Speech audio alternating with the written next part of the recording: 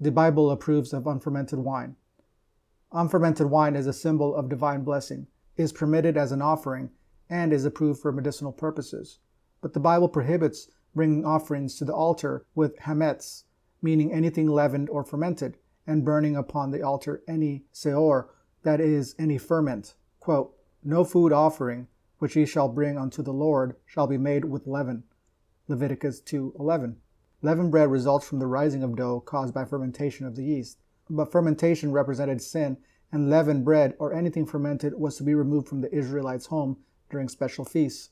God could hardly be endorsing the pouring out of fermented wine as an offering on the altar of the temple.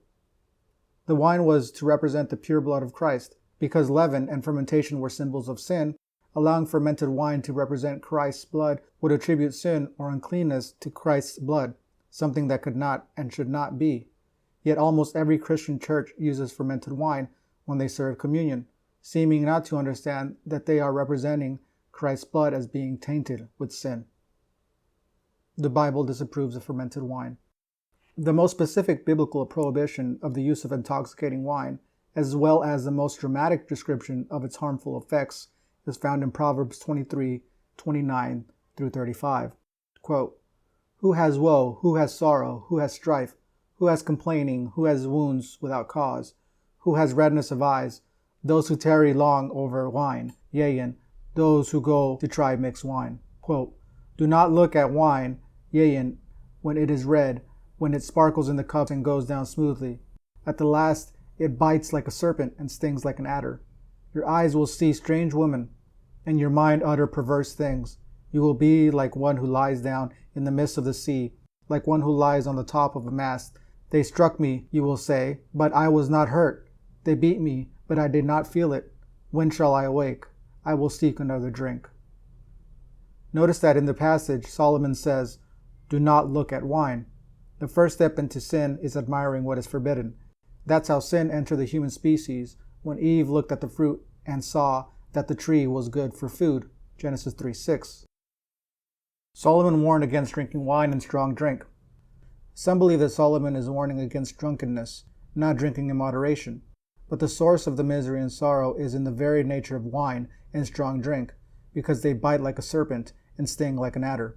Other texts that denounce intoxicating drinks include, quote, "Wine is a mocker, strong drink a brawler, and whoever is led astray by it is not wise." Proverbs 21. Quote, "It is not for kings, O Lemuel, it is not for kings to drink wine, nor for princes strong drink, lest they drink and forget the law and pervert justice of any of the afflicted." Proverbs 31:4 and 5. Quote, "Moreover, wine is treacherous. The arrogant man shall not abide." Habakkuk 2:5.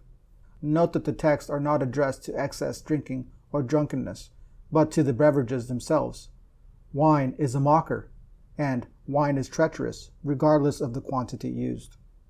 Being filled with the Holy Spirit requires a clear mind. Luke wrote of John the Baptist, quote, "He shall drink no wine, nor strong drink, and he will be filled with the Holy Spirit." Luke 1:15. God communicates with us through our mind. If our mind is clouded in any way, whether with alcohol in any amount or by drugs, we cannot hear God's voice.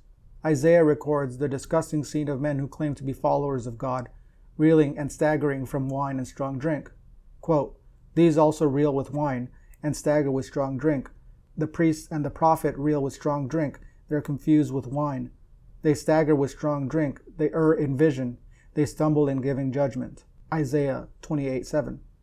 Wine causes confusion of the mind. It is because of this concern that God gave this specific instruction to Aaron concerning the priest. Quote, "Drink no wine, nor strong drink, you nor your sons with you, when you go into the tent of meeting, lest you die.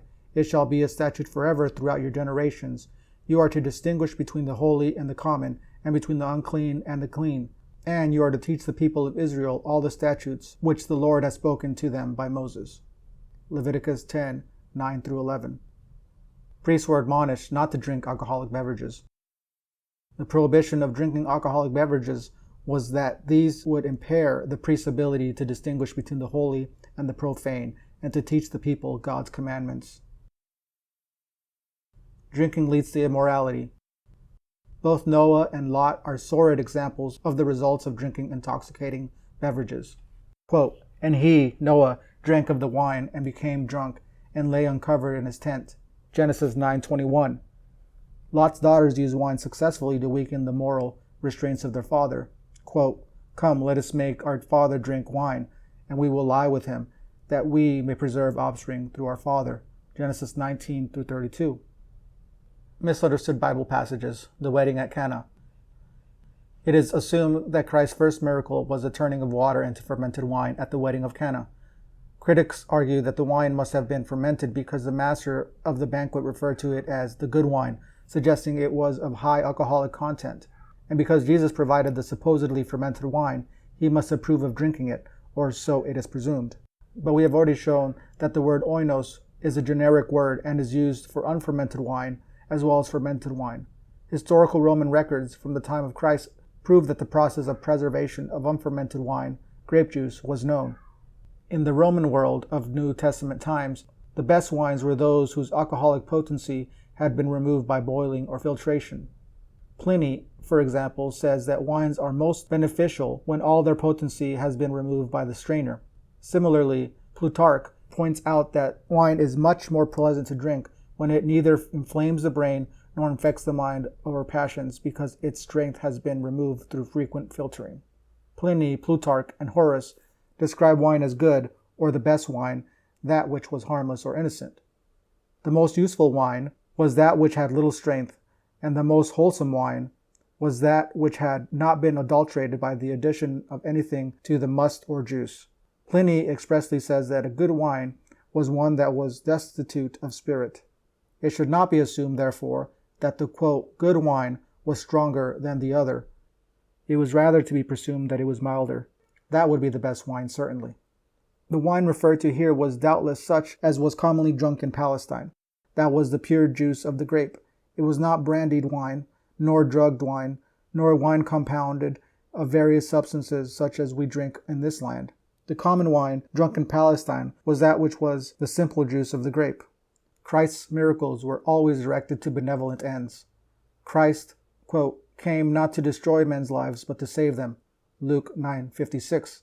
If Christ miraculously produced many gallons of intoxicating wine, then his first miracle would be a notable exception to all the others. The miracles of Christ involved healing people from disease, not giving them disease. We have already discussed how harmful alcoholic beverages are to the human body and mind. Scriptural and moral consistency requires that good wine produced by Christ was fresh, unfermented grape juice. The very adjective used to describe the wine supports this conclusion. It must be observed, notes Leon C. Field, quote, that the adjective used to describe the wine made by Christ is not agathos, good, simply, but kalos, that which is morally excellent or befitting. Paul tells Timothy to drink wine for his stomach. If wine is wrong to drink, why did Paul write to Timothy? Quote, drink no longer water, but use a little wine for thy stomach's sake and thine frequent sickness. 1 Timothy 5:23. When the subject of wine in the Bible is brought up, this text is often the first one that comes to mind to most people. For almost 2,000 years, this text has been used by countless people to justify their drinking alcoholic beverages. Most people assume that Paul was referring to fermented wine, but we've already shown that the term oinos was used in a generic way to denote either fermented or unfermented wine. In addition, there are historical testimonies regarding the use in the ancient world of unfermented wine, grape juice, for medicinal purposes. Aristotle recommended the use of a sweet grape juice called glucose in Greek because he said, quote, though called wine, oinos, it has not the effect of wine and does not intoxicate like ordinary wine. Athenaeus, the grammarian, specifically counsels the use of a kind of grape juice that some called sweet wine, while others, prodomos or protropos, Latin names for unfermented grape juice, for stomach disorders. There is, even today, great interest in the study of grapes, including grape skins and grape juice, and their medicinal value.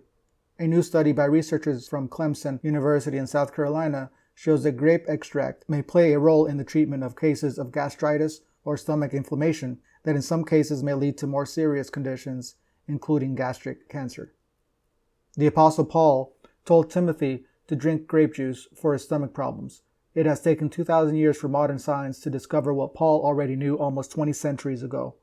Resveratrol, a compound found in the skins of red grapes, grape juice, and other plants, is being avidly studied for its many beneficial effects, including its ability to inhibit proliferation of cancer cell lines, inhibition of inflammation, inhibition of clotting cells in the formation of abnormal blood clots, inhibition of blood vessels that supply cancerous tumors, antiviral effects, and anti-diabetic effects. The medicinal effects are found in the grape itself, in the skin of the grape, and in the grape juice.